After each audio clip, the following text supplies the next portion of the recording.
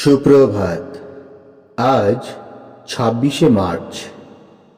আজকের দিনে আমরা চিন্তা করতে পারি, অনুকরণ করিয়া আমরা আধ্যাত্মিক জীবন লাভ করিতে পারি না।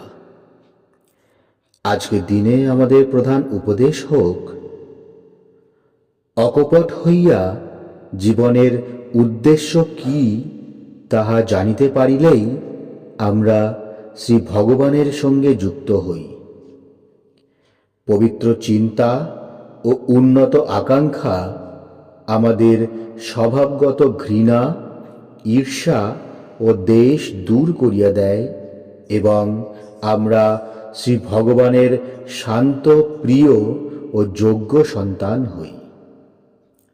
কিন্তু তাহার সঙ্গে এই একাত্ম ভাব ছল চাতুরী বা হিসাব বুদ্ধির সাহায্যে লাভ হয় না। বিচার বুদ্ধির অতীত যাহা, তাহা আমাদের লাভ করিতে হইবে। যাহাকে বলে অন্তর্শুদ্ধি, তাহা আমাদের চাই। আমরা নীরবতা অবলম্বন করিয়া তাহার সঙ্গে যুক্ত হই তখন, যখন আমরা বহির্জগতের লাভের কথা ভুলিয়া যাহা আধ্যাত্মিক তাহার মূল্য বুঝিতে পারি।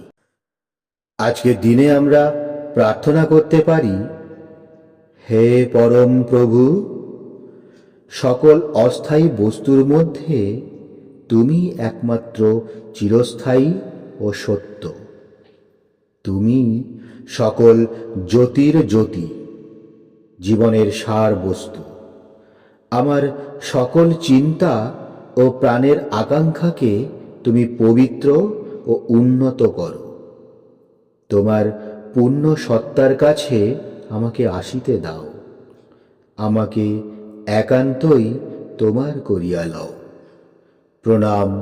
জয়তু শ্রীরামকৃষ্ণ।